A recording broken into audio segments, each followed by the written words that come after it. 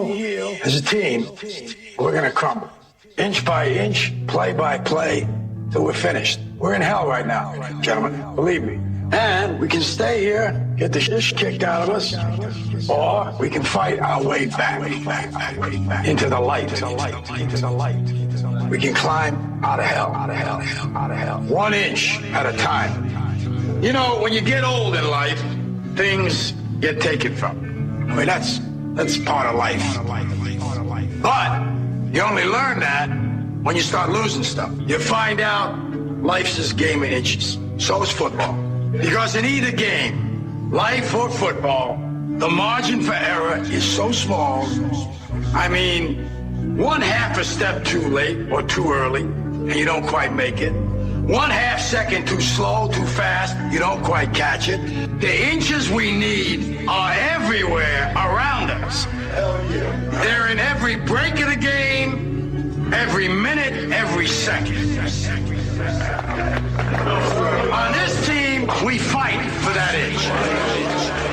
On this team, we tear ourselves and everyone else around us to pieces for that inch. We claw our fingernails for that inch.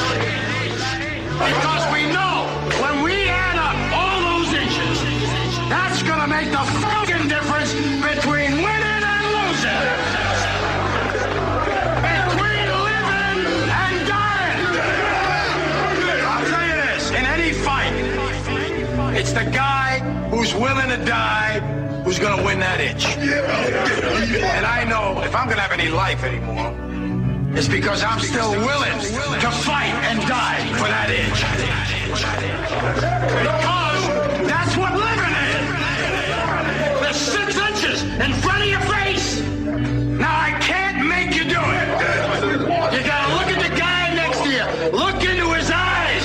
Now I think you're going to see a guy who will go that inch with you. You're going to see a guy who will sacrifice himself for this team because he knows when it comes down to it, you're going to do the same for him. That's a team, gentlemen. And either we heal now as a team, or we will die as individuals. Ideas are bulletproof. Welcome to the show, ladies and gentlemen. It is another live edition of Down the Rabbit Hole. Today is January 15th, 2012. I'm your host, Popeye from FederalJack.com, and I want to thank you for tuning in today. Today, I have a special guest. He is not only a very well-trained individual when it comes to risk assessment and emergency management. I'm going to read you his little blurb just about his training alone. Okay, but he knows what's up with the New World Order.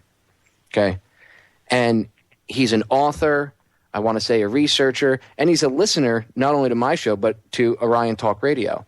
So I wanted to bring him on and get him not only a little spotlight as an author, but I wanted him to be able to get his voice and opinion on the airwaves for everybody to hear, because I respect what he has to say.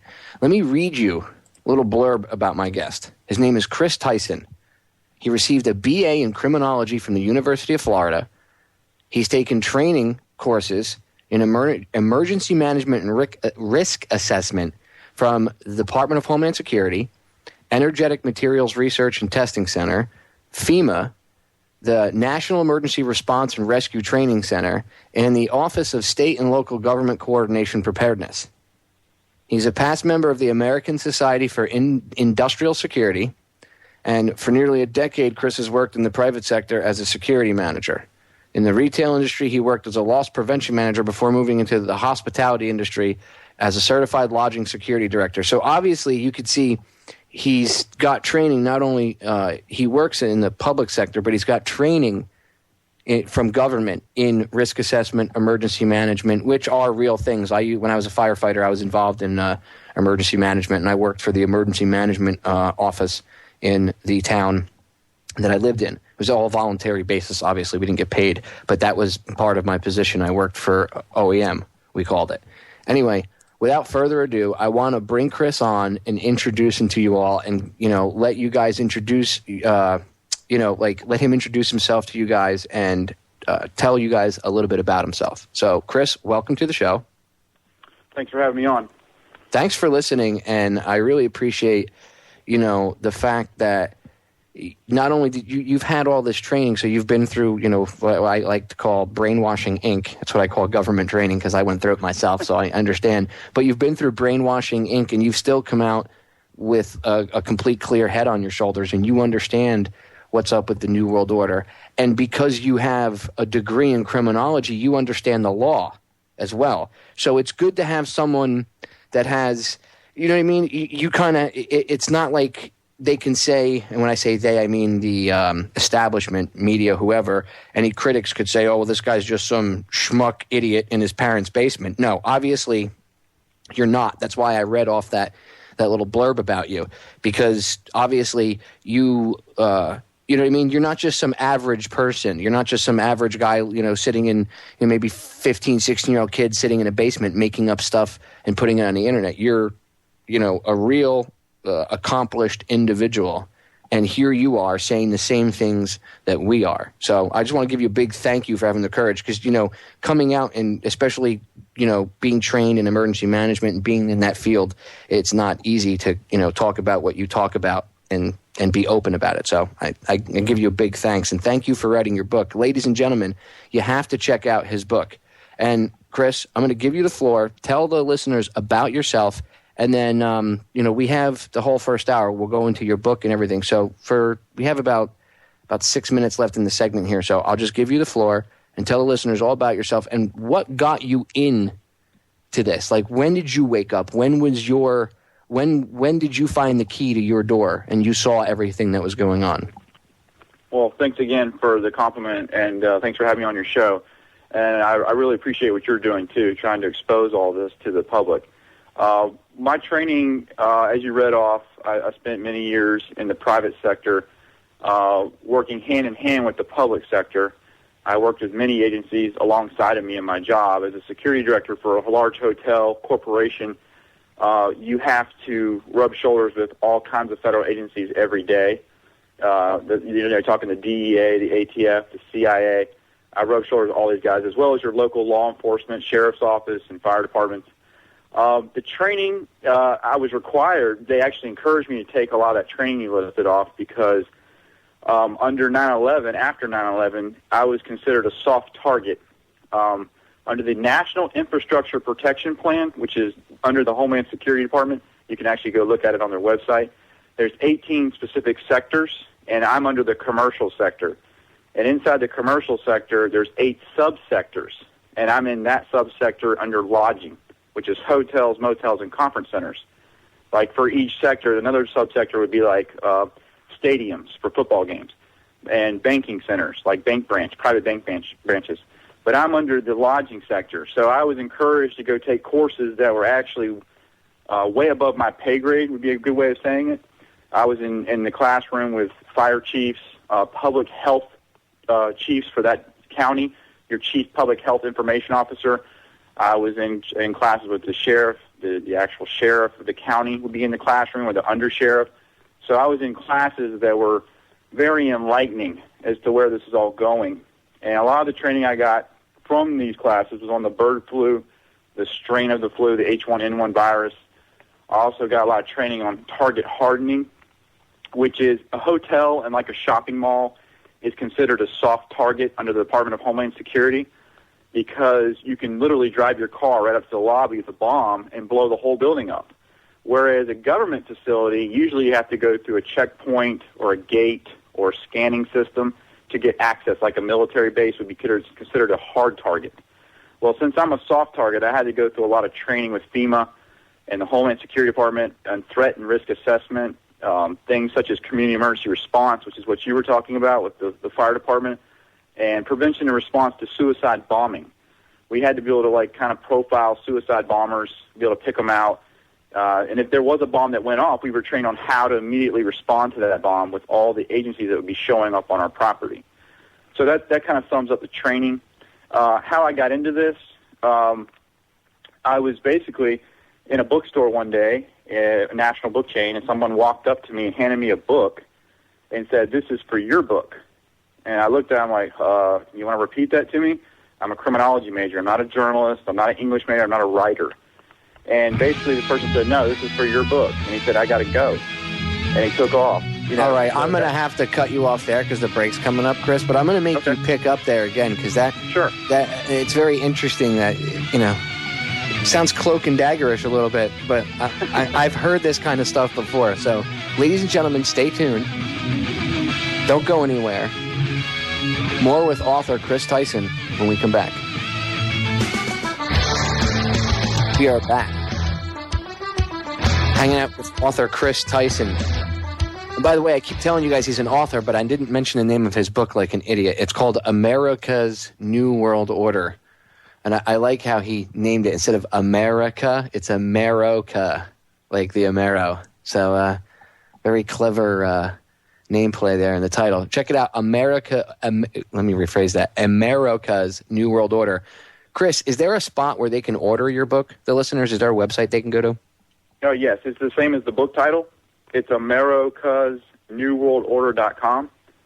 And if they go there, they can also see me on Twitter, Facebook, and I'm also on YouTube there, too, as well. All right, awesome. And I'll have you mention that a few more times during the show so that the listeners can go and hear it once or twice at least more and go check it out themselves. So let's get back into it. So you were handed some stuff and you were told by some mysterious individual that this is for your book, and at the time you hadn't even contemplated writing a book yet, I guess, and you were like, huh? Exactly. And, it happened so fast, too. It was like he handed me the book, and he said, "My wife's in the car, I got to go, but for some reason the Holy Spirit and God told me to hand this book to you on the 1 aisle away from me." He said, "Go around the corner, and you'll see a guy standing there and hand him the book." So the guy handed me the book, and I was like, okay. So I kind of blew that off. I looked at it and I thought about it because I'm a Christian. I know about the Holy Spirit, but I was like, I'm not going to write a book. It's not my thing. And but something happened. I started researching. We had an online company, me and some silent partners, and I started to research some things in our downtime about 9/11. And I realized that what they were telling us couldn't possibly be true because of my background. I knew it couldn't be true. And I saw a movie around that same time. It was online at the time. It's called Loose Change. And a lot of people know about this movie. But, man, that really opened my eyes. And I'll tell you what got my attention in that movie was, with my background, it said the day that supposedly this plane hit the Pentagon that none of the camera systems were working to show footage of the plane coming into the Pentagon, which there's no way that's possible. And I can tell you why from my background.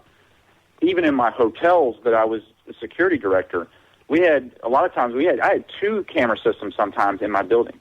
I had a system and a backup system, or I had one system on a generator and one system not on a backup generator. And I had multiple cameras. I mean, we're talking just in a hotel, I had about 60 cameras. So there's no way that one of the most secure sites on the planet that all the cameras went down simultaneously as soon as that plane hit that building, the Pentagon. There's no way. So that right there, to me, was a lie. It stood out as a lie. So after watching Loose Change, I started thinking, wait a second, if they're lying to us about this, what else are they lying about? And obviously, as you know, you go and you start doing all this research, and it starts to become unreal. You almost don't believe it. But one of the things that happened after that is I was over researching some of this stuff one night at one of my friend's house, and the light started flicking on and off, like spiritual. The washing machine started clicking on and off. It was just unreal. I mean, the room got cold, like really chilly, like something was in the room on a spiritual level, almost like trying to hinder me from looking into this further, if you catch my drift. And this is what started it for me, and I was never able to let it go. And after those experiences, I just started, and by nature, in my job, I'm someone who actually asks questions. I'm an investigative type in what I did for many years. I had to question people who were stealing, lying, cheating. That's what I did for a living. So I started looking into this as a researcher, trying to find the truth. And the truth, it almost looks stranger than fiction, as you know. And that's kind of what got me into this. and got me to the point where I finally decided, you know what, I am going to write a book. I'm going to put this down in words so people can understand it. And you've seen my book. I broke down a lot of information to a very simple level. Well, that's one of the things I like about your book. It's good for for starters, for people that. I mean, your book's a great read anyway. If somebody's already in this, because it's not super thick, you'll tear through it if you're already knowledgeable about this. But for a starter book, for somebody that knows nothing about any of this, it is a great book because you condensed everything into this small, not small cover book, but you know what I mean? This thin book, I should say, where people won't look at it and say, oh, it's a daunting task to read all this. Whereas if you get like Mike Rupert's book, Crossing the Rubicon, that thing looks like a telephone book. It's filled with awesome information, but if you look at that, if you're not in the mindset that I have to go do this research, you're going to be like, oh, I don't want to read that whole book. So I really think you did a good job of taking the crux of it, getting the gist of it and putting it in this book to introduce it to people and in hopes causing them to go research it themselves. I think you did a great job. Oh, I appreciate it, man. That was the whole goal. The whole goal was, I know like you, I was grabbing books to understand this, like Ruled by Secrecy by Jim Marrs. That's like 400 or 500 pages. And I started to realize, hey, I don't want the person that reads my book have to go through 1,000 pages to understand the basics of what's going on. Like that was the goal, and that's what I was trying to do with the book. But if you want to, we can go into the book now at this point, or you have another way you want to go. No, go into the book a little bit. We got a few minutes before we come up to the next break. So go ahead and actually tell the listeners kind of how it breaks it down, and just give it a brief overview. Okay. The title. Let's just get into the title. That will take the time right there. How I came about this title, and you picked up on it pretty quick, is I wanted to name the title based on the Amero.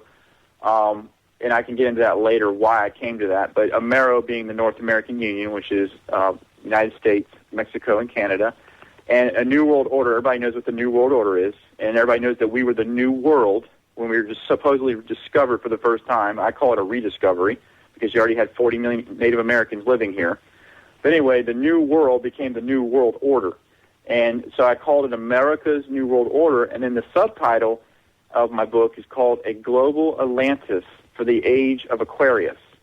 Now, if anybody's into the occult, or they're into the New Age, or they're into any type of hidden behavior, we'd say secret society behavior, you know that next year we go, on December 21st, 2012, we go into the New Age.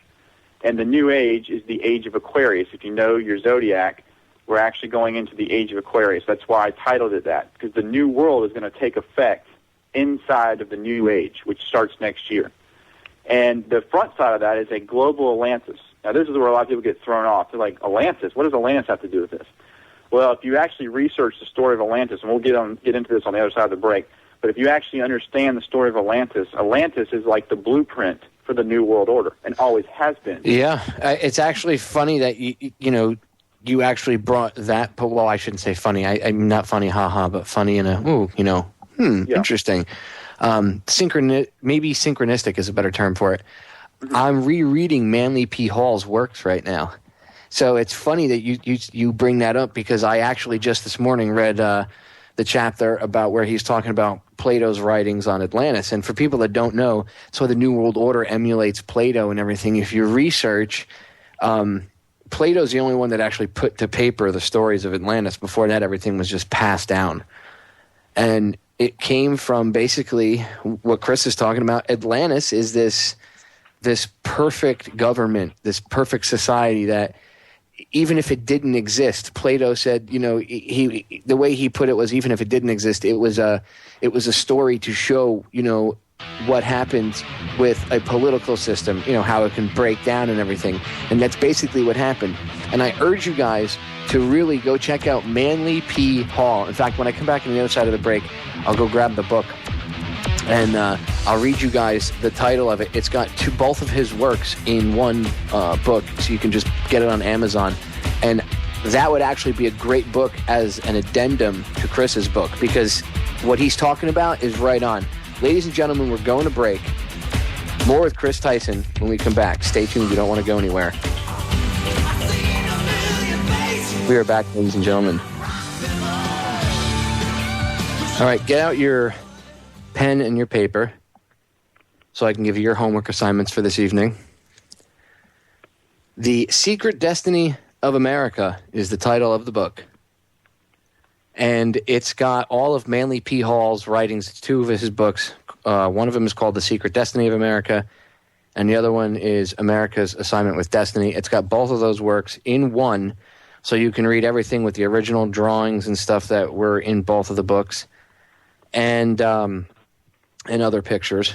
And I suggest that you get, when you get Chris's book, that you get a Hall's book as a way to understand what he's talking about, because Hall goes into it and he explains. And it's not like he came up with this, by the way. He was just a honorary 33rd degree Mason because of his work that he did being like their little historian. So it's not like Hall or even Albert Pike came up with this stuff. Pike was a Satanist, yes. Pike was an evil man, but it's not. This is something that's been going on. It predates him by thousands of years. So it's got nothing. He's just at the end of the day, Pike was just another. Long. He was another puppet in a long line of puppets. That's what I was trying to say. Anyway, it's very synchronistic that Chris's book talks about that, and that he actually came on today. And I didn't even put it together until we were talking in the last segment. Is when it hit me. That even in the second segment today, it's funny. I was actually going to read about some of the ancient the title, the section of the book is called The Ancient League of Nations, which is what Atlantis was pretty much, and it gets into that. So, Chris, getting back into your book, how were you able? Tell the listeners how you're able, really quick, just to tie it all together.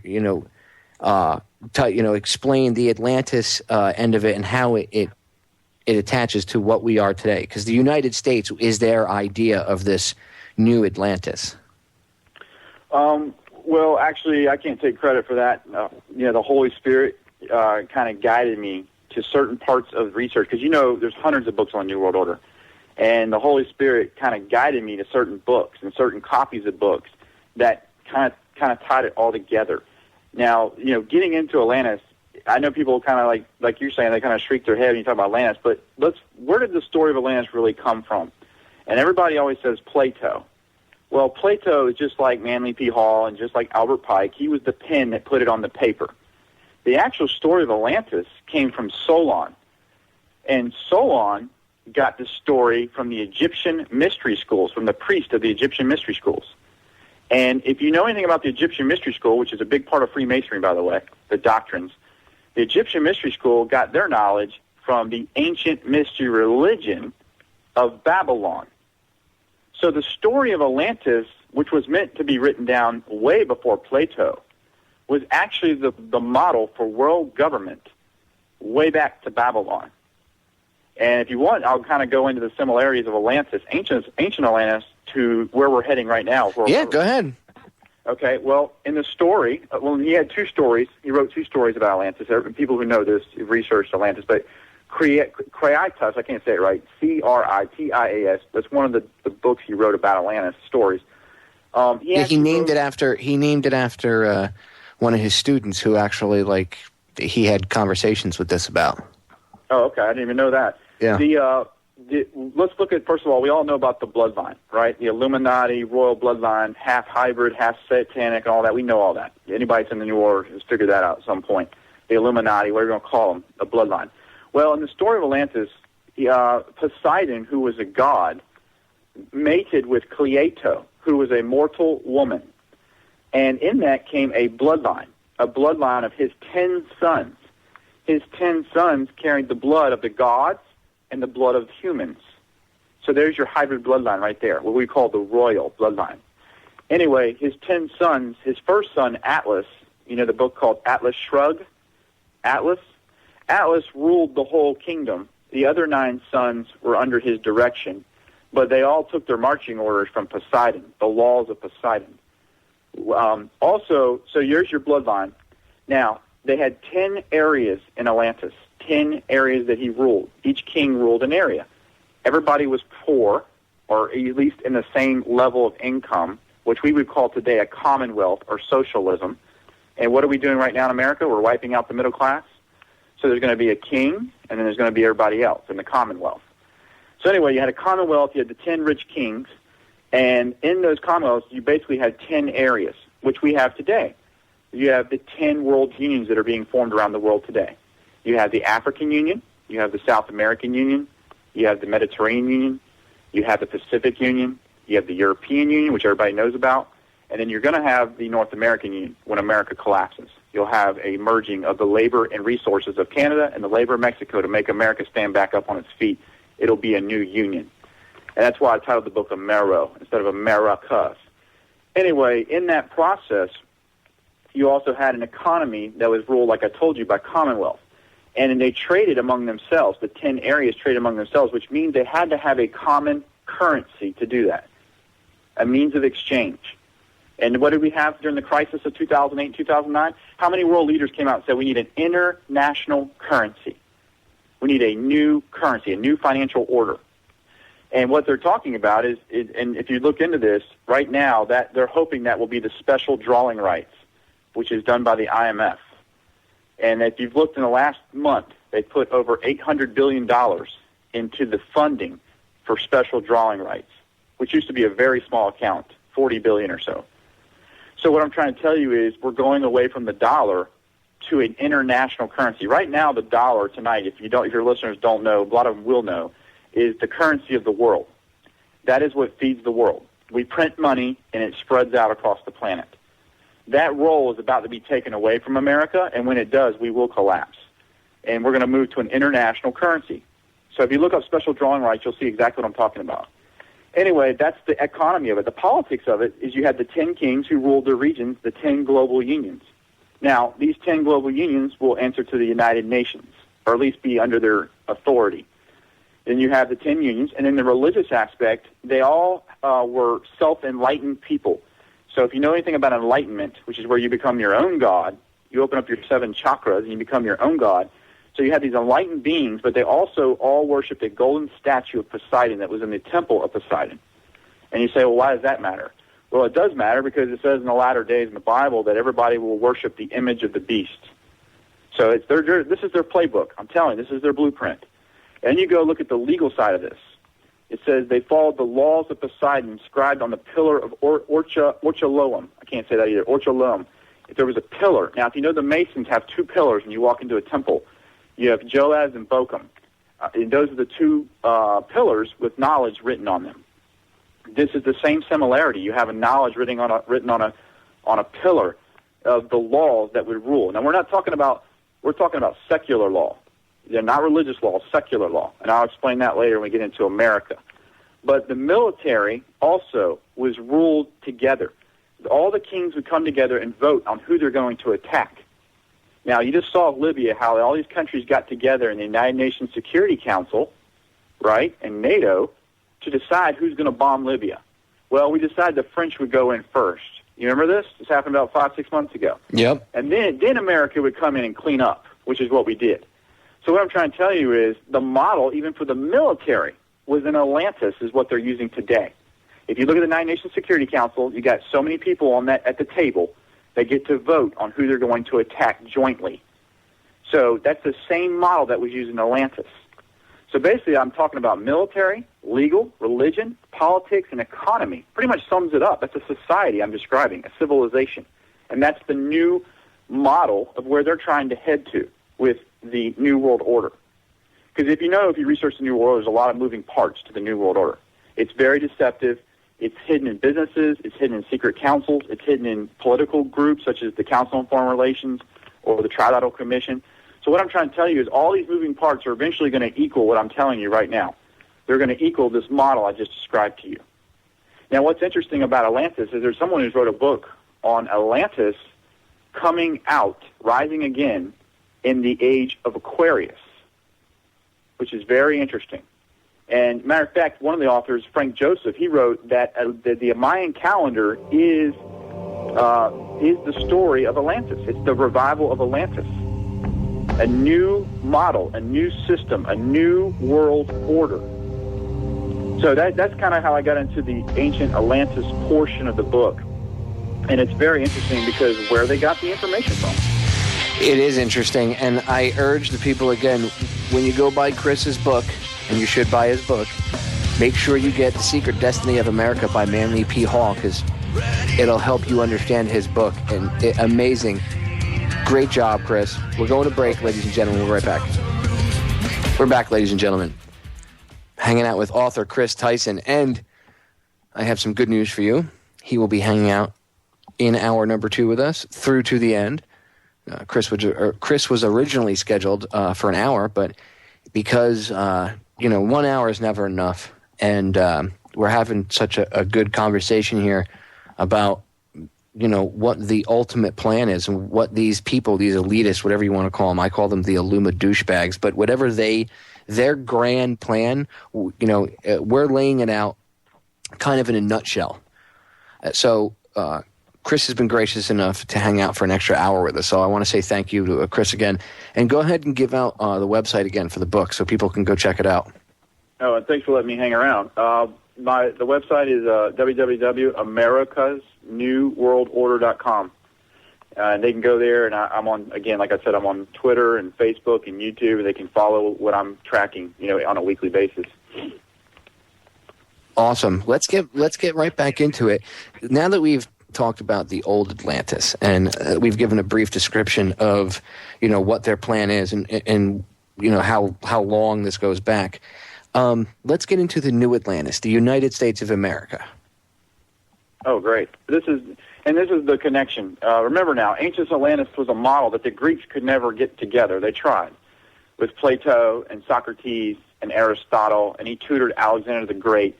And if you remember Alexander the Great, when he conquered all that land, he tried to keep people to keep their own religion and their own customs as long as they were part of the Greek Empire. Well, it didn't work, and it failed. And Rome failed too, even with the Senate. But when we get to America, it's different because we actually combine the elements of the Socratic method from Plato and Aristotle with our House of Representatives. And that's what they do when they argue in the House. It's the Socratic method. We actually have the Senate from Rome, right? We have our senators, and we have the elements even of Egypt in our systems. So what I'm trying to tell you is all these failed systems equal to a system they called a great success, and that was the New World, the New World Order. And inside the New Atlantis, and I want to read something out of this is a quote in my book from Jim Garrison. He was the founder and president of the Globalization Foundation. He was the chairman and president of the State of the World Forum. And it says, what was the original visionary imprint of what became the United States of America?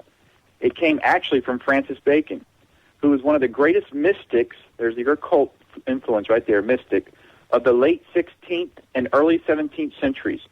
He wrote a book right before he died called New Atlantis. It's also worth mentioning that the founding fathers of the United States, George Washington, Benjamin Franklin, James Madison, etc., were all Masons and all Rosicrucificians. They were all students of Bacon, and they believed what they were creating was the New Atlantis. Now, what is the New Atlantis? The New Atlantis is on the back of your dollar bill. It's the all-seeing eye. It's the pyramid, and it's called Novus Ordo Seclorum, in Latin in Rome, meaning a new order of the ages. Now, what age are they talking about?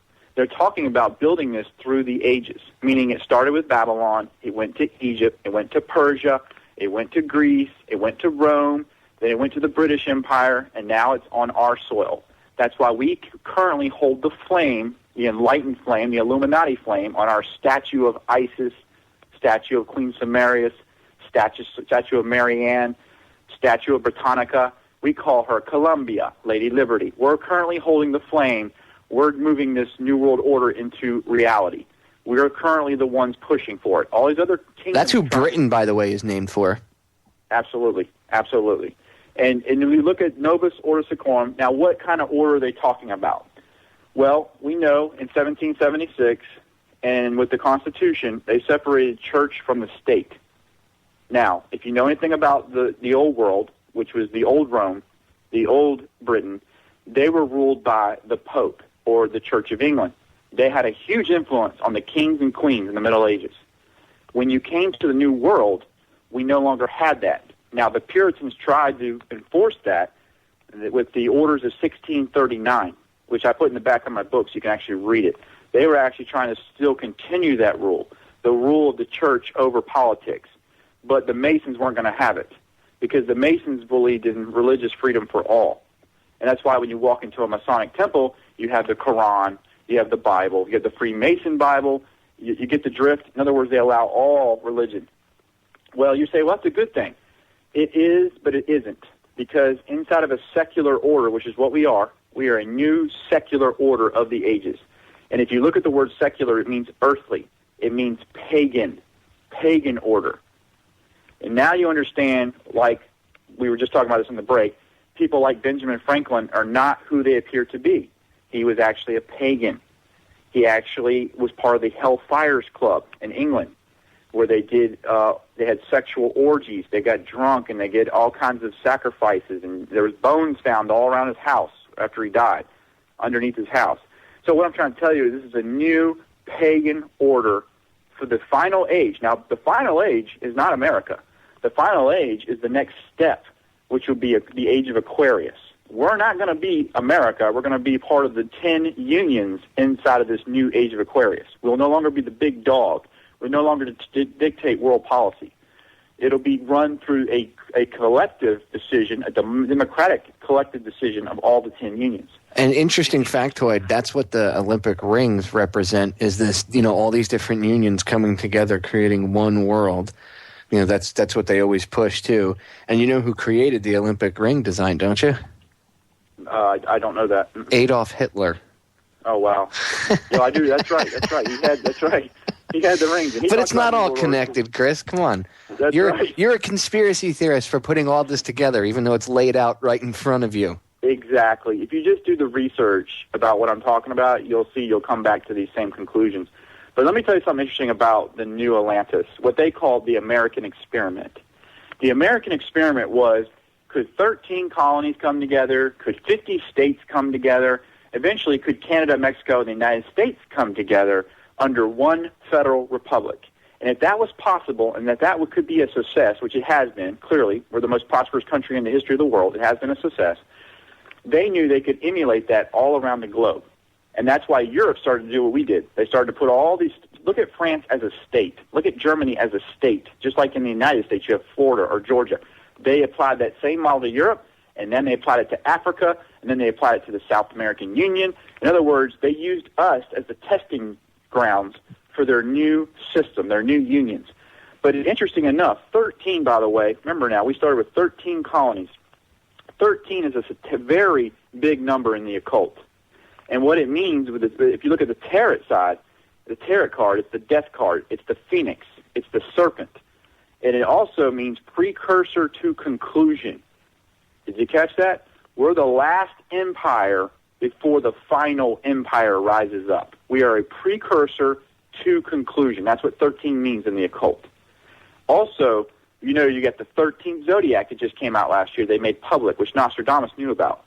Was it Ophiuchus, the 13th zodiac? Yeah, Ophiuchus or whatever. Ophiuchus, you're right. And it's the serpent bear. Serpent bear. And let me tell you something else. If you know anything about the numbers, numerology, and the occult, 7 is the number of God. 6 is the number of man. If you put them together, what do you got? A God-man, right? A God-woman, a God-man, an enlightened man, an enlightened woman, and that comes to the number 13. So you have this was all predestined. They didn't want 14 colonies. They wanted 13 colonies because it had a very significant number to the occult. Yep, and Mark Passio and I, who he's over on Oracle. In fact, he's live right now over there. He's a good friend of mine. We actually did like a 2.5-hour show about the occult, and we talked about the numerology end of it and stuff. So, of course, these people that are trying to create this new Atlantis are going to set things up with that, the occult numerology and symbolism and everything in it, which was incorporated into Freemasonry. And not all Freemasons are bad either. Remember what Washington wrote in his diary, that he knew that the Illuminati were in New York, and he did not, they were trying to infiltrate the Freemasons, and he didn't think that all Freemasons were bad. But he knew that Freemasonry had been infiltrated and had been used by these secret societies. So he knew. Yeah. And you look at the penny, right? On the back of the penny, you got e pluribus unum. In Latin means out of many, one. And they weren't talking about just 13 colonies out of many, one. They were actually talking not about 50 states either, by the way. They were saying their ultimate goal for the world is out of many unions will come one. You say, well, how do you know it's a union? Read the Declaration of Independence. We the people, in order to form a more perfect union has always been the goal. A commonwealth, 10 unions for the globe, come together, out of many equals one. So that is the goal of the new Atlantis. And they pushed that after 9/11, by the way. That was one of the mottos they pushed, remember? Absolutely. Out of many, we can become one strong nation. E pluribus unum. Exactly. And then you look at all the founding fathers. I mean, I know when I start talking about the founding fathers, that upset people, but if you actually look at them, Washington, if you go into the U.S. Capitol building, you look at the ceiling, you have an enlightened God man, Washington. He's becoming godlike on a throne in the stance of Zeus. And around him is the 13 maidens. 13, there's that number again. And then you have 72 upside-down pentagrams, which is the symbol of Satanism. 72 representing the demonic spirits of the Shemaphosh. It's there. I'm going to have to cut you off, Chris, because we're going to get cut off by the break here. Ladies and gentlemen, stay tuned for hour number 2. As always, my show, the information that I bring forward never allows just for 1 hour. So stay tuned. I promise we will be back with hour number 2 in just a few minutes. Hanging out with author Chris Tyson. Check his book out, Ameroca's New World Order. We'll be right back. Ladies and gentlemen, we are back with hour number 2 of this live Sunday edition of Down the Rabbit Hole. I'm your host, Popeye, from federaljack.com. Don't forget to check my website out. A plethora of information, videos, and more. Updated with at least 1 or 2 articles daily, usually more. Today, I'm talking with author and researcher Chris Tyson. Chris, tell the listeners real quick where they can get your book again, the title, and I got a few emails actually from a few people I know in the alternative media community. They'd like to know where they can get in touch with you to do interviews and have you on their shows. So if you could give that out, that would be helpful because I know a few of them are listening right now. So go ahead and give all that info out. Sure. Again, the website is www, and I'll just spell it, Amerocas, New World Order. America's New World Order, just like the title of my book. The title is America's New World Order, Global Atlantis for the Age of Aquarius. And they can contact me right through my website. There's a contact tab there they can go to and email me directly. They just click on the link and email me right there. And they can also follow me, like I told you, on Twitter, Facebook, and YouTube. If they want to keep up with what I'm watching, just like what you're doing, updating all the time. Awesome. All right, let's get right back into it because I know the listeners are, they're eager to get back into the information. And actually, you know what? Before we get back into it, I'm going to stifle myself for a second. I did forget there was one more thing I want to bring up. I know some people, for some reason, have an issue with certain types of information like this when you start to weave everything together, religion, politics, ancient texts, stuff like that. Sometimes the occult, which is nothing more, occult means hidden. So it's nothing, occult knowledge means hidden knowledge, okay? Some people get all jammed up and they, I'm not, you start talking about religion and you lose me. You have to understand that all of this stuff is connected. And they teach you sometimes, if you look at it, it's not even sometimes, most of the time, when you see this, when you see people attacking religion, it's a lot of, more than 50% of the time, people are put up to that. Why? Why is it put in movies? Why is it put in TV? And I'm not I'm not defending mainstream religion. Any of them. I don't like any organized religion. I think people need to, research that stuff for themselves. I don't think you need some other intermediary between you and whatever creative force there is out there. That, I think, is crap. That's the way to control people. But this hatred of even talking about religion, like that it's oh, it's a faux pas. You can't talk about that. You brought up religion. That's done so that when you start to look into this, okay, because there's an inevitable connection there. And when you start to look into this, you see this. That's done so it elicits that same Pavlovian response of laughing, giggling, and pointing fingers. Because again, many people we were all conditioned through this. Most of us, unless you're much older, and even then, it was still somewhat of the same conditioning. We're taught to laugh at what seems different or foreign to us. So to look at this information with that kind of, you know what I mean? If you look at it just, and you start to point fingers and laugh at something, check yourself. Realize that it's a conditioned response. Look, I had to do that when I first got into it. And I know that a lot of times when religion gets brought up into the talk and the realm of the conversation that you're in, people get all uppity about it, whether they're in defense of it or they're crapping all over it. You have to put all that bias aside and just look at the information, with no emotion. Just look at it for what it is, and then maybe you'll change that emotional response because now you have a new influx of data. I just wanted to get that out there before we went any further because, again, we're talking about some esoteric things, and people might, some of this is kind of weird, and it might mess with my religious beliefs. Just put all that stuff aside. Take any dogma, religious dogma, whatever, put it aside, and just look at it as information. And then maybe, who knows, maybe that'll unlock a door and open something in your mind, and it'll be like you'll put two and two together. That's just my thoughts. So, Chris, let's get back into it. The new Age of Atlantis here. What do you see, with everything that's going on now, the NDAA and all this? Do you think they're panicking? From my view, they're panicking. A lot of this, they're way behind schedule, and I think that they're really freaking out, and they're working with some sort of time frame for one reason or another. What say you? Yeah, I think they did a massive power grab with the Patriot Act. If you go back and look at that, NDA is serious. It's a serious law. Just got passed. I agree. But if you go back and look at what the Patriot Act did, it's to this day, I can't believe we're still allowing this to exist, this department, the Homeland Security Department. Because, yes, to answer your question, they're trying to circle the wagons and get their system in place, just like Hitler had, in order to shut it all down. And, the reason I say the Patriot Act is because they pretty much put together 20 agencies or more under one department that has massive power. And if you don't think so, go to the airport and disagree with the TSA agent, see how long that lasts, and see what room you wind up in and how much trouble you're in. That's how much power these people have now inside of this department. We know, the people in the truth movement know that this whole war on terror is a farce, that it was all created to create an enemy that we can never beat, we can never win, we can never get them to stop bombing us. So the whole idea of the Patriot Act is providing appropriate tools required to intercept and obstruct terrorism. Well, how do we know we win against terrorism? We never will. So the Homeland Security Department is only going to get larger and larger and more powerful and more powerful.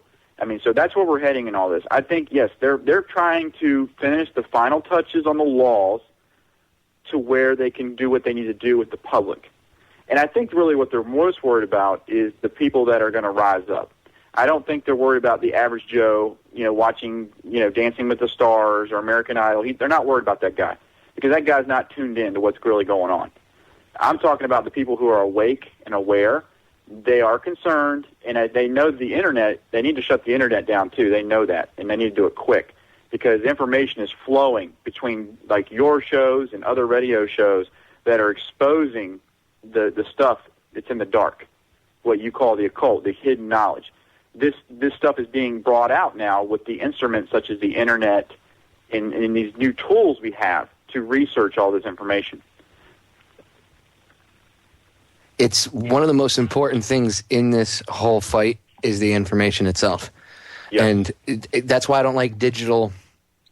That's why I don't like digital archives, ebook. I do for passing them out and get. I know I have an ebook section on federaljack.com, but I'm talking about like for your own personal stuff. I always tell people, get a physical copy.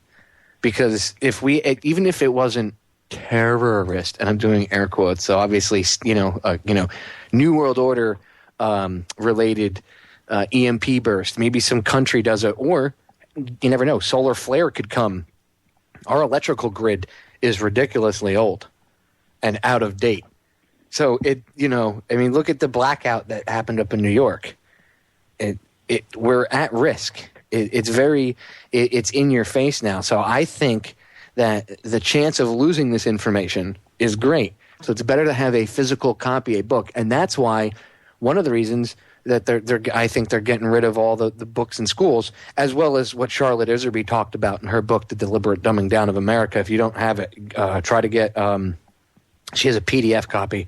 Kind of sucks because the original is out of print. You can get copies for a couple $100 here or there. But she just did I think it's an abridged version, and you can look up. She tells you where you can go look up online for stuff that she cut out, but it's still pretty big, and you can get like a reprint of her book. I think right now you have to go to her deliberatedumbingdown.com. I think it'll tell you how to get it, but. In her book, she talked about them getting rid of school books and everything else, and using computers and maybe laptops. At the time, nobody thought that was possible, and even when laptops came out, everybody was like, they're still too big. Well, now they have iPads, and that's what they're doing. Yeah. And they can change the information. They can change history right there. Boom! It's whatever gets beamed into that iPad is what that kid learns. So we are in 1984, ladies and gentlemen. Don't worry about it coming. We're here. Time to stand up and do something about it. We're going to break. We'll be right back. Stay tuned for more. We're back, ladies and gentlemen. We got cut off by the break. Always, when you get into a deep conversation, you lose track of time. It's amazing. I mean, look, we're already almost halfway through the show. Time just goes like that. That's how fast it goes by on my show, always. So I'm hanging out today with Chris Tyson, and we're going over the first hour we covered Atlantis real well, and the old stories of it, and the old Atlantis, and the connection to the new. Now I want to get Chris's thoughts on a few things. And again, before we get into it, Chris, give out your website again for your book, because I think it's a really good book. If you know anybody, guys, this is to the listeners, that you want to wake up, Chris's book is really good for that. Because, again, it's a ton of this information condensed into a much thinner book. And then he goes and he tells you, where you can go research it further. His whole goal is, like mine is, to get people to go out and do their own research. That's his goal too. So I support him because he doesn't run around trying to make money off of his book. Obviously it costs money to make it, so he has to make that back. But he's not in this for money. He doesn't run around trying to make $1 billion or anything. So, I suggest getting his book. I have a copy of it myself. It's in my personal library. And I suggest going out and getting his book. It's not that expensive. And again, if you know someone that you want to wake up, get it and give it to them. Get like 2 copies and give one to them and maybe somebody else that you know, and tell them, if use that as like your little research manual, and then they can go look other things up. So give out the information where they can get your book one more time, because I think it's really important to always have a physical copy of this stuff. Okay, thanks. Yeah, the website is www.amerocworlder,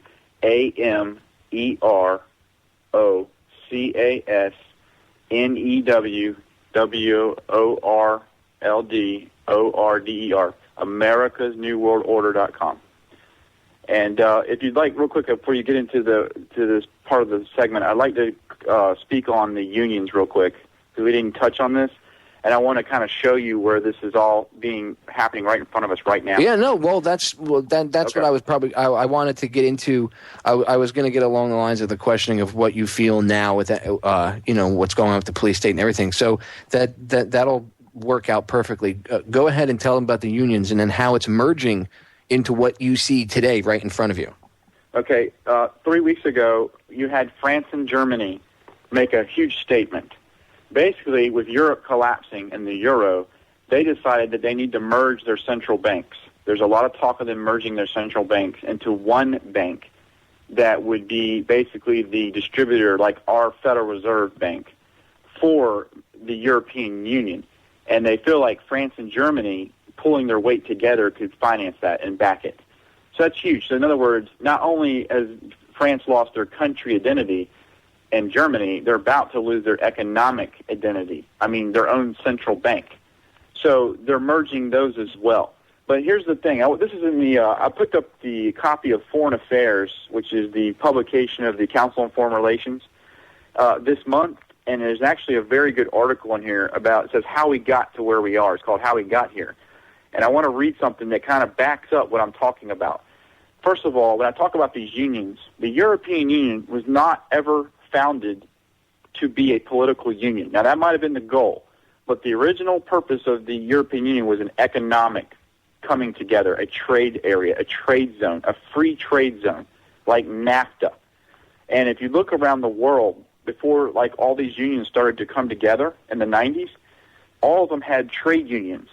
You had GAFTA for the Mediterranean, GAFTA, which is the Greater Arabic Free Trade Union. You had NAFTA, the North American Free Trade Agreement.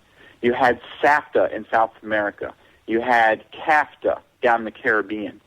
So in other words, what I'm trying to tell you is, and you have AFTA, there's just, if you look at this in the 90s, it wasn't just NAFTA now. They were working on us with NAFTA, but they were actually doing these free trade agreements all around the world. And you say, well, why does that matter? I'm about to show you why it matters. Because it says right here in this article, and this is the elite talking now, this is their place where they write out their article. This is America thinking was that economic openness was an essential element of a stable and peaceful world political order. Prosperous neighbors are the best neighbors, remarked Roosevelt. Now, Roosevelt's the one that put the Illuminati symbol on the dollar bill with Nicholas Rourke, the occultist, and Henry Wallace, his occult 33rd degree Mason vice president. Now, you say, so what I'm trying to explain to you is that the free trade agreements are always how they start a political union. They do the trading zones first, then they merge the political bodies. And that's why the European Economic Community eventually became the European Union. And if you look at all the trade agreements in Africa, in South America, and over in Australia, the Pacific Union, you'll see a trade agreement there before they became a political body, 9 times out of 10. So what I'm trying to tell you, even though the American people are aware of NAFTA and they're awake to the superhighway and the trade embargoes and the relationships of the Security and Prosperity Partnership, SPP.gov, they don't realize it, but they've already took a bold step to basically say, we're going to merge this also into a political union.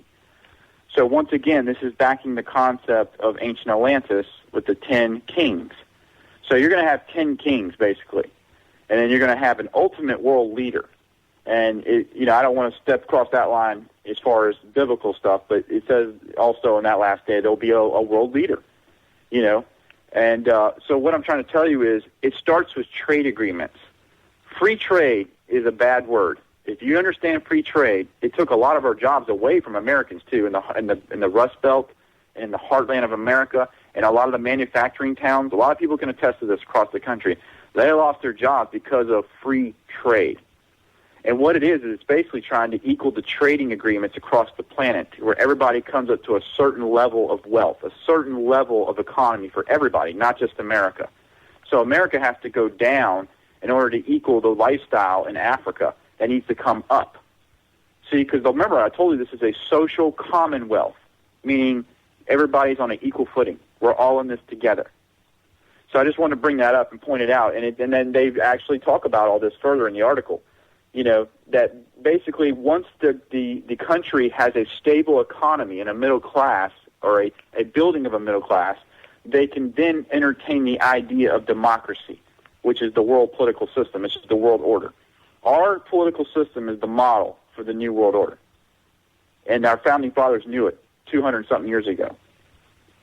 So our foreign policy, if you look at the money spent on our foreign policy and how many bases we have around the world, you'll figure out very quickly we're enforcing our will on the rest of the planet. It's not just the Middle East. We have bases all over this globe. So we are basically pushing democracy on everybody that will be open to it and will trade with us and will take the idea of democracy. Now, democracy in itself is not a bad thing, but this is the model for the final system. Now remember, I told you precursor to conclusion.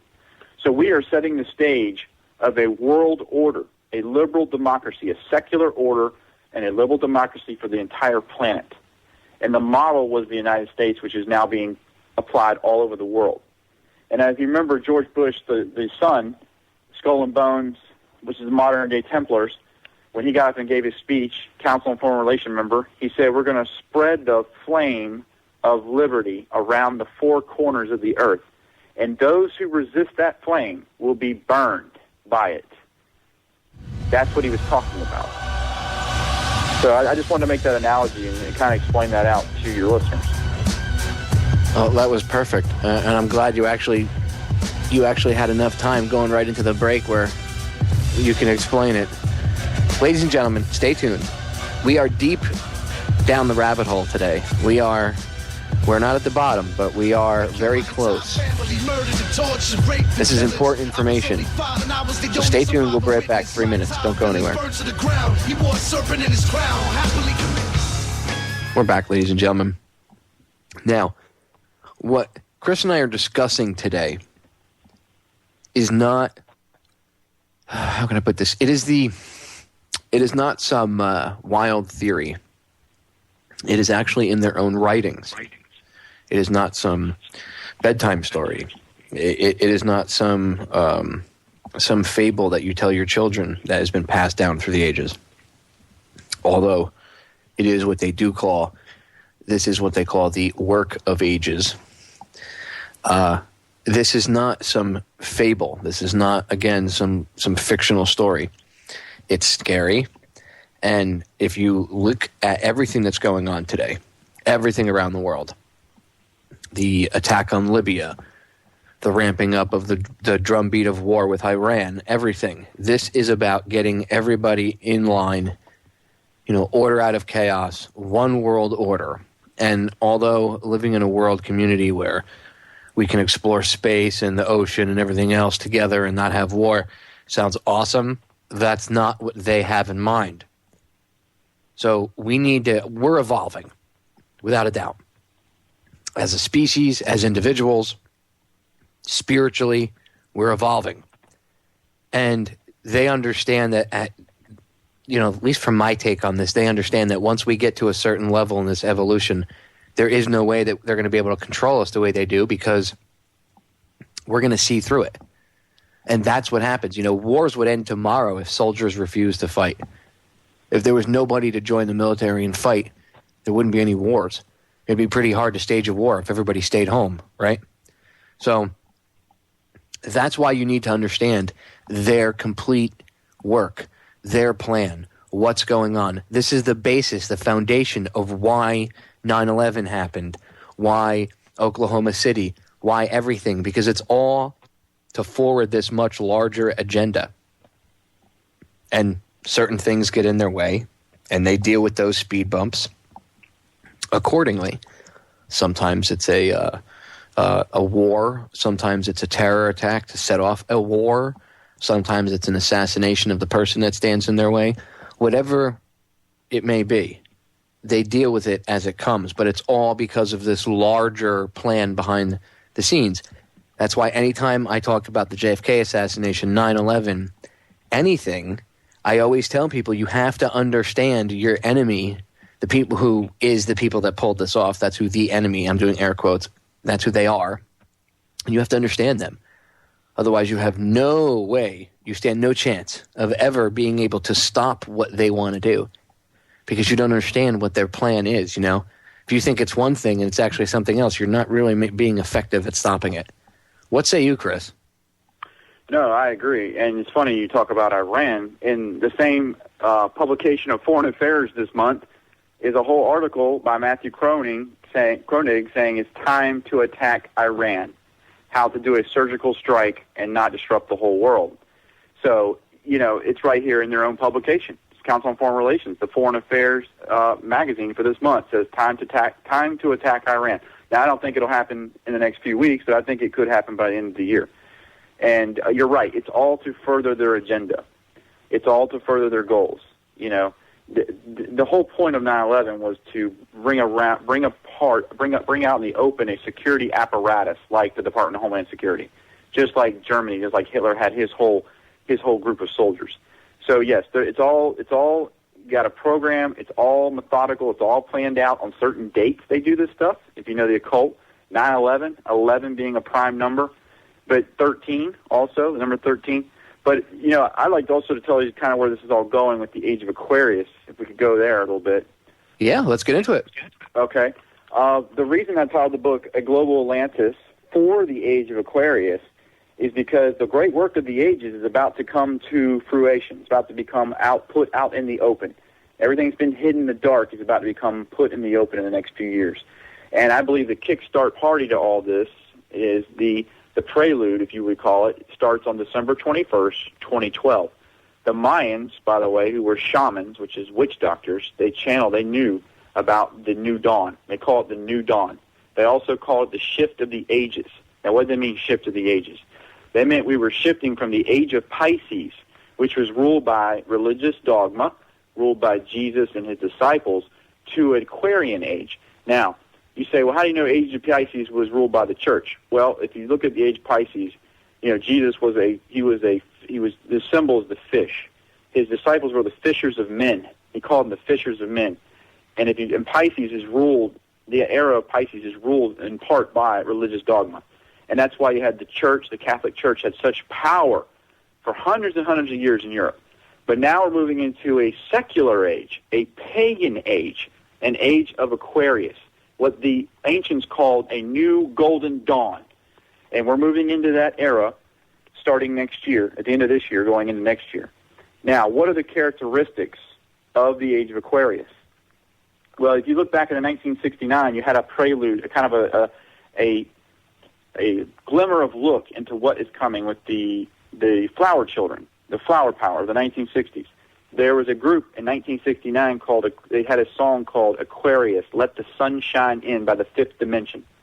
Now, we're talking fifth dimension here, talking spiritual.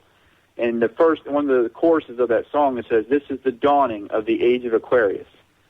Now, the idea of Aquarius is a global brotherhood. That's a characteristic. Now, where else have you seen the word global brotherhood? The Freemasons, right?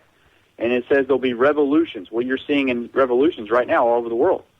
It says it's also a time of democracy. Remember, I just told you they're trying to spread democracy all over the four corners of the planet. It's also a time of human rights. You're seeing all these people with the gay rights, the homosexual rights, all that's coming to the surface. Everybody wants their individual rights. That's a characteristic of the Aquarian age. You're also going to see massive humanitarian movements, which is like to attack the AIDS virus and all these different programs to feed people who are starving through the United Nations. You're also going to see a blast of innovative technology. I mean, what we're dealing with right now with Skype and the Internet and being able to research anything, it's going to get even better because that's the tool they're going to use to bring us all together. Because I can't relate to somebody in China tonight. I can't speak their language, but the technology will be able to bridge that gap in the Aquarian age. You're also going to see a lot of sudden changes and upheavals with weather patterns. It's all part of the Aquarian age. You're going to see a lot of people have mental breakdowns because they can't handle the change. They can't handle what you call evolutionary change. They're not going to be able to handle it. And then there's also going to be a massive concern for the environment in the Aquarian age. And what do you see almost in every place you work today? You go in and they talk about, we got to make a profit, but we also got to save the environment. We got to save the manatees. We got to save the monkeys. We got to save the water supply. We got to save the national parks. So what you're saying, that's the whole green movement, and it's to save the earth. And if you look up what paganism really is at the core of it, it's called the sacred earth. They want to save the sacred earth and not tread on it. Now, I'm not for destroying the planet and the environment. I'm not saying that. I'm just saying that's the heart of paganism, is to save the earth, to save the planet. And that's what's going to bring everybody together, I believe. It won't be Catholicism, Protestant faith, or an Islamic faith, or it's not going to be a faith that brings us together. It's going to be the planet that brings everybody collectively together, and that's their plan. And that's why you see the green movement. Every business now is going green. Everything on the planet, cars are going green. Even bad computers, you don't want to throw them away. It'll hurt the environment. You got to dispose of these things properly. What I'm trying to tell you is every part of your life is going green. Even in the grocery store, you need to pick up a recyclable bag now. Don't take the old bags you got to throw away and hurt the environment. You're killing trees. So this has been indoctrinated all around us, and this isn't just happening in America. If you go to other countries, they're also heavily into the recycle green movement. But anyway, that's how we're going to all come together, I believe, under the concern for the environment. And there's one more part to this, and I don't know if we have time to get into it. It's like Gaia, the Gaia spirit, the Earth spirit, all that. Exactly. Mother Earth. And that's Good why point. when you go to Denver International Airport, which I did, and you take pictures, you'll see that the New Age, there's a big mural of the New Age. And all the cultures of the world are gathered around this plant that's coming up out of the ground, right in the Denver airport. And what is that representing? It's representing the new dawn, the new Earth, the new world order for the new dawn, the new Earth. And Mother Earth, you're right, the Gaia. That's what the Native Americans, they knew exactly about this. They knew all about it. So did all the ancient cultures. So when we come back, I'd like to go into what the main goal of this age is, though. Yeah, we have one segment left, so that's what we'll do. We'll spend the last segment talking about their end goal, their end game. Ladies and gentlemen, you need to understand the basic game so you can understand how it's being played. Otherwise, we stand no chance in changing it and winning. We'll be right back. Stay tuned. All right, ladies and gentlemen, we're back for the final segment of today's edition of Down the Rabbit Hole. I'm hanging out with Chris Tyson. Chris, let's wrap it up for them. What is pretty much the end game of this? What are they? What would they, the elitists, these Illuminati, whatever you want to call them, what is their end game? What do they want to do with this new age, this new order of the ages? To put it bluntly, they don't just want your house and your air and your water. They want not just your body. They ultimately want your soul. Now, I know that sounds cliche, but I'm dead on, and I'm being very serious about this. They want your soul. This is a Luciferian agenda, and you know if you dig down deep enough, you'll find satanic elements in almost all parts of this. And the whole idea of the New Age, and it's working perfectly for the Aquarian Age, is a deception that's coming. And the deception is self-worship and self-enlightenment. And once you open yourself up to self-enlightenment and self-worship, and I'm talking about the Kundalini serpent. If you look into the Kundalini serpent, you'll know what I'm talking about. It's just like when you're on LSD with Timothy Leary back in the 60s, you open up your chakras. If you open up all your chakras, you open yourself up to earthly spirits, which you call the Gaia, which a lot of those spirits are demonic. They're not all good beings. And these spirits can come inside of you and possess you. I know it sounds way out there, but this is where it's going. The goal is not just to take your house away, take your car away, and make you take their food stamps and go to their, whatever you want to call their concentration camps or rehabilitation centers. The goal is ultimately that you perish and that your soul perishes. And it's a Luciferian agenda. It's been a Luciferian agenda from the beginning. Now, the question will say is, well, I'm not worshiping myself. Really? Well, let's think about this for a minute. You got an iPhone. You got an iPod. You got MySpace. You got YouTube. It's all about you. It's all about me. You see what I'm saying? And this is when you start worshiping inward, you don't see what's going on outward. And this godlike state that I'm talking about, they called it through the ages. They had many different names for it. The Japanese call it Zen. It was called Nirvana. It's called God consciousness. It's called Gnosis. Now, where did this all originate from? It's also been called the Philosopher's Stone. It originated in the Garden of Eden with the tree of knowledge, the apple. You know, Lucifer said, as you eat of this apple, you will have knowledge between good and evil, and you will become like God. And that's the goal. They want people to think that they can become like a God man and a God woman. Remember, 6 plus 7, 13. 6 being the number of man, 7 being the number of God. So you have this enlightenment, this knowledge. You can get it many different ways. You can open up your chakras many different ways. And the Hindu knew about it through the Tantra. The Buddha knew about it. Timothy Leary knew about it from LSD. It opens you up very quickly, but it shuts very quickly under LSD. There's many ways you can open up your chakras. And this spiritual enlightenment, you're going to see it come. It's already mainstream in America. It's going to become everywhere. It's going to be just like the Green Movement. So the idea, to answer your question, is they're going to lead you down this path of deception that you can become like a god, just like they did in Atlantis. Because in Atlantis, if you read up on Atlantis, the beings of Atlantis were enlightened, meaning they were self-aware, self-knowledge. And they only worshipped one person. They worshipped the statue of Poseidon. Now, let's think about this. When you think of Poseidon, he's got what in his hand? A pitchfork with 3 prongs. He is the sea king. He is the god of the sea. Think about this. Who else holds a pitchfork? Who else has a reference in the Bible to being of the water, comes up out of the water, the beast out of the water? That's who they worshipped. That's where this is all heading. Yes, they want to control your life. Yes, they want to know what you're doing. Yes, they want to pay attention to make sure you're not going to descend to their plan. But ultimately, they don't want just your body. They want your soul. Well, let me ask you this. Do you think, like in the original story of Atlantis, the old Atlantis, that, you know, how in the story, and I know it stops with, Plato stops, you know, pretty abruptly. He says that they were heading to council pretty much, the gods with Zeus, because even Zeus, even though he was the king of the gods, he still had to hold council amongst them, and they all had to agree.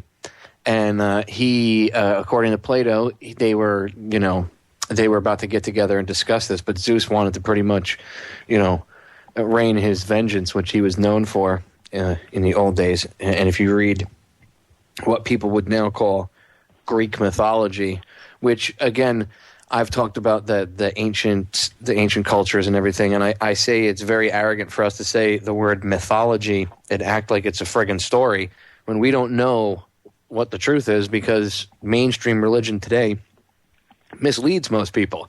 And I think if we want to find the truth about most of this stuff, we have to raid the Vatican archives. That's a start, you know. Throughout history, this information about where we originate from and everything else, and the true stories of the mystery religions and all this other stuff has been, a lot of it's been destroyed. You know, they burned the Library of Alexandria. That stuff wasn't by, you know, happenstance. People are like, oh, you know, they were just idiots. They didn't know it was in there, and they just sacked it and burned it. No, they didn't. If you actually do your research, you'll see that was done on purpose. They were told specifically to go in there and do that.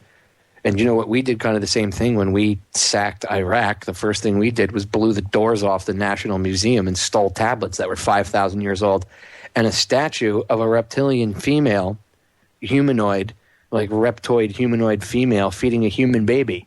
Let's get that out of the purview. Let's not talk about that. Why would they talk about that stuff 5,000-6,000 years ago? Let's debate it. Even if it's not physically real, why can't we have that debate? See, that's what I have a problem with. That's how you know that there's something to hide, when they won't even let you have the friggin' debate about it. That's how you know there's something that, you know, obviously they don't want you to see. It would be smarter for them to let you talk about it and just get it out, and then people would be able to make their minds up, and that would be it. But no, they'd rather hide it. So what's there? Well, the truth of the matter is, it says when you accept Christ as your Lord and Savior, you are sealed with the Holy Spirit. Did you catch that word? Sealed? Remember I told you, if you open yourself up in these other methods and ways, you are open. You are not sealed. So, you know, like that movie just came out about possession. I think it's one of the best movies in America right now, one of the highest grossing movies. That's what I'm talking about. You know, that if you're not sealed and protected under the blood of Christ, you are open to the deception of the demonic spirits, which are going to become more and more prevalent. Because remember, I told you this is a new pagan age. This is not a Christ age. This is a pagan age that's coming. So if you're not in tune and protected, you could be exposed to these elements that I'm talking about. Well, interesting, like I have my own thoughts on what demons and stuff really are, and it's interesting what, if you research science, even science is admitting that there's a fourth dimension, that the third dimension that we live in right now, that there's actually something else. So it makes you wonder if these demons of, you know, what religion or Christianity would call demons, or I don't want to say just regular religion, because I know Muslims call them something. They have a name for them. I forget what they're called, but they have pretty much a name for like these demon creatures. These creatures are prevalent throughout all these cultures. So it makes you wonder, even if it's not religion, even if they used, you know, mainstream religion or the mainstream religion of that area as a way to cover what really happened, it makes you wonder what these things are. What exactly is this force? Where, is it some sort of other entity? Are these different cultures that go back 5,000-6,000 years that talk about, things coming, from outer space? And I don't mean aliens, because I don't really want to call them aliens. I would, especially with what we know about a fourth dimension in quantum physics, I would say maybe they're interdimensional, but who knows? You know what I mean? The point is, there's obviously some higher force at work here, even if it's just, you want to believe good versus evil. It's there. When people say to me, you have to be careful of the New Age religions, because that New Age stuff is that's a mind trap to catch everybody else that runs away from any, organized religion. That's a mind trap to get them wrapped up in that and pulled down into the mire and the muck and to not get them to see the reality of things. The New Age religions, I had somebody preach to me because I was, researching them a couple of years ago, probably about 8-9 years ago now, and somebody involved in them told me that there is no evil, no such thing as evil. There just is. And I had an issue with that because I've seen evil in my own life. You know what I mean? I've seen what it looks like when it takes a physical manifestation in a human being in front of me. Right. And I've seen it. And I tried to have a debate about it with this person, and because I debated them in the fact that of what I have experienced what true evil is, I've seen it, and I've researched it. It exists, and there's people that have experienced it way worse than I have. So trust me, I know that evil is out there. And these people they didn't want to see that. They were like, well, it just is, blah, blah, blah. They pre-wrote that experience, and I don't buy into that. I'm not picking on anybody, but I just don't buy into the fact, I don't buy into that. Again, New Age religion stuff is, in my personal opinion, it's to trap the people that are breaking away from other mind prison thought, types of thinking into looking into things on a grander scale. And I think it wraps them up into a nice little bow and ties them down. Chris, we're out of time. Thank you again for coming on my show. Really quick, give out your website again for the listeners. Okay, thanks for having me on. I appreciate it. My website is americasnewworldorder.com. Thanks for coming on. Ladies and gentlemen, thank you for listening. Now you understand the basics of what it is that they're planning to do. Whether or not you believe in this stuff, these elitist douchebags do. That's the important thing. You have to understand what they're up to so we can defeat them and stop it and evolve to a higher level and, get away from this war. We're out.